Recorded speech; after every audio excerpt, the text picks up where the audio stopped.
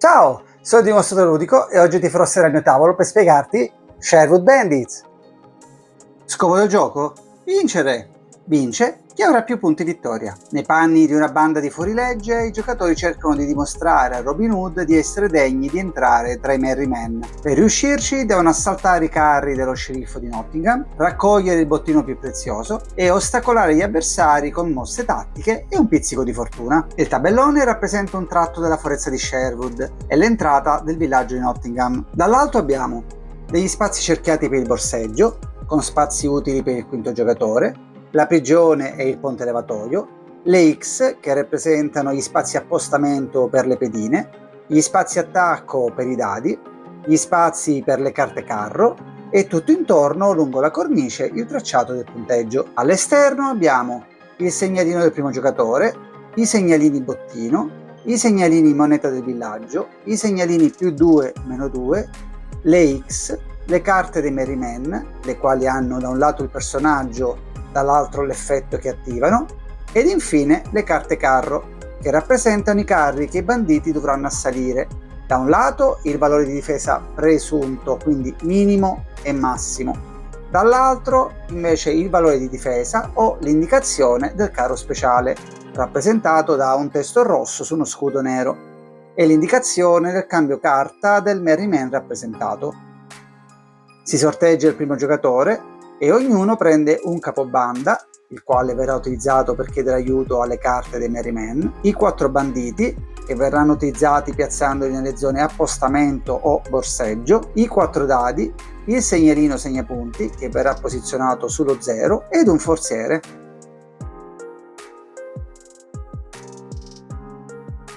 Si posizionano accanto al tabellone i segnalini bottino coperti e anche tutti gli altri segnalini. Poi si mischiano le carte dei carri e i 4 mazzi dei Merry Men, posizionandoli tutti coperti e scoprendo la prima carta di ogni personaggio. Il gioco si svolge in 4 turni e ogni turno è diviso in 3 fasi. Fase 1, appostamenti, suddivisa in 3 parti. Nella prima parte vengono posizionate le carte carro coperte in base al numero dei giocatori. Poi il primo giocatore piazzerà il suo primo bandito su uno spazio libero tra quelli appostamento o borseggio e poi si procede in senso orario finché non saranno stati piazzati tutti i banditi. Se si gioca in meno di 4 giocatori, gli spazi adiacenti alla casella carro senza una carta non avranno alcuna utilità. Gli spazi appostamento sono relativi all'assalto dei carri.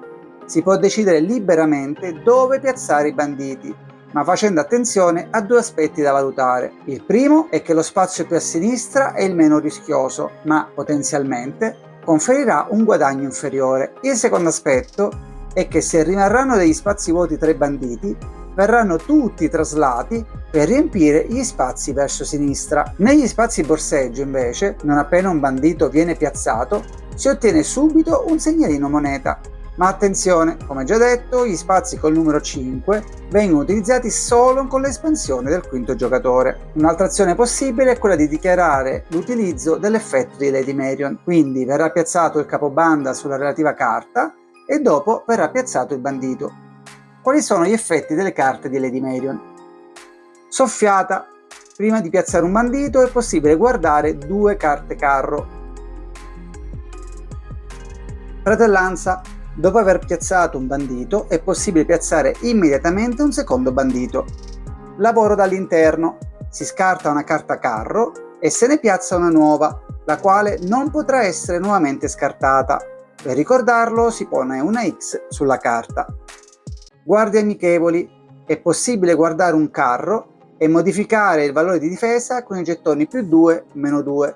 Massimo un gettone per carro. Finita questa prima parte, si passa alla parte 2, relativa alle guardie. Si rivelano quindi tutte le carte carro e si controlla il valore di difesa di ciascuno o se si tratta di un carro speciale.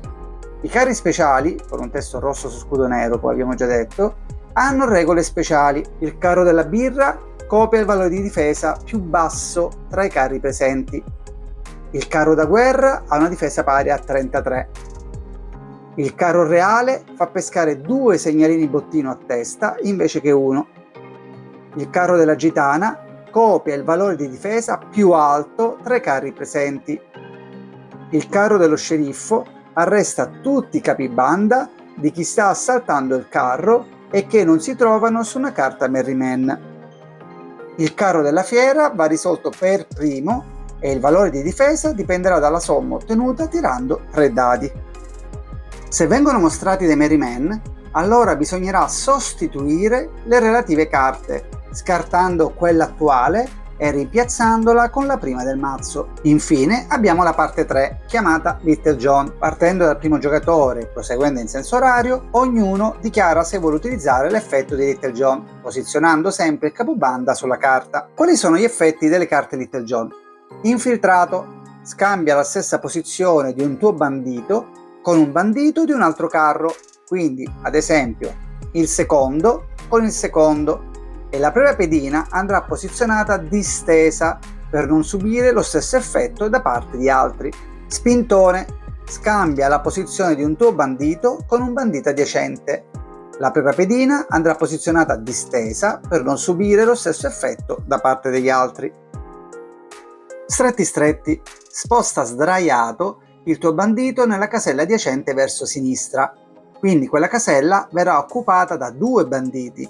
Entrambi tireranno il dado e i valori verranno sommati. Se si vince, il bandito sdraiato vince il bottino, mentre quello in piedi vince i punti vittoria. Se si perde, entrambi verranno scartati. Lavoro veloce: sposta un bandito dall'appostamento ad una casella libera del borseggio. Si ottiene un segnalino moneta e un dado di valore 2 nello spazio attacco. Fase 2, imboscate, suddivisa in 4 parti. Parte 1. Il primo giocatore sceglie quale carro colpire tra quelli non ancora assaltati, poi, partendo in ordine da sinistra verso destra, ogni bandito presente lancia un dado e lo posiziona davanti alla pedina. La somma totale di tutti i dadi deve essere uguale o superiore alla difesa del carro. Parte 2. Sempre in senso orario, a partire dal primo giocatore, ciascuno dichiara se vuole utilizzare l'effetto di Robin Hood, posizionando il capobanda. Quali sono gli effetti delle carte Robin Hood? Giù la testa: aggiungi o sottrai 2 ad un tuo dado, mai sotto l'1 o sopra il 6. Seconda chance: rilancia un dado qualsiasi di chiunque e marcalo con la X per non essere ritirato nuovamente. Guarda di là: scegli un dado qualsiasi di chiunque e tutti i dadi alla sua sinistra sullo stesso carro verranno modificati con lo stesso punteggio, marcandoli tutti con la X per non essere nuovamente influenzati. Guarda di qua: scegli un dado qualsiasi di chiunque e tutti i dadi alla sua destra sullo stesso carro verranno modificati con lo stesso punteggio, marcandoli con la X per non essere nuovamente influenzati. Parte 3. Si calcola il risultato dell'attacco.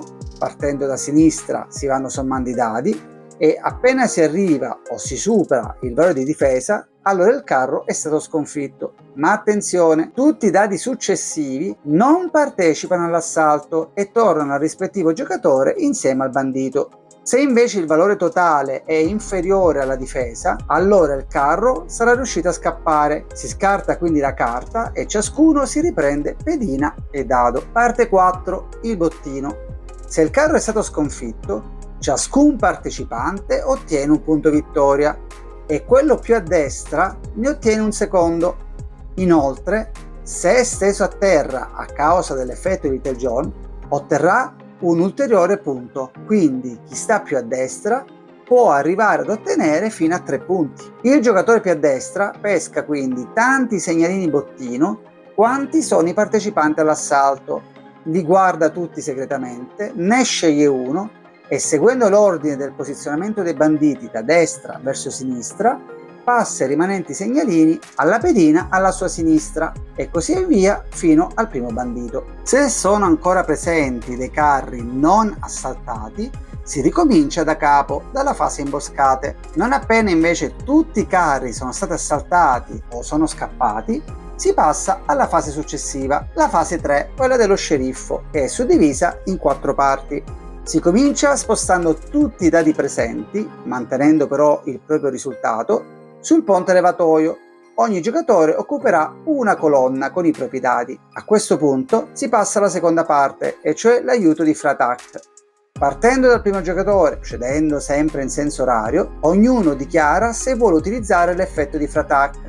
Quali sono gli effetti delle carte di Fratak? Forza ragazzo, rimuovi un tuo dado dal ponte levatoio.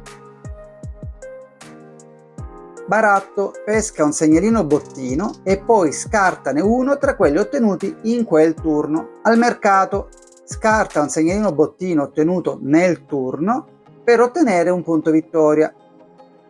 Dove la birra, scegli per ogni avversario un dado presente sul ponte levatoio e aumentano il punteggio di 2, ma massimo fino a 6.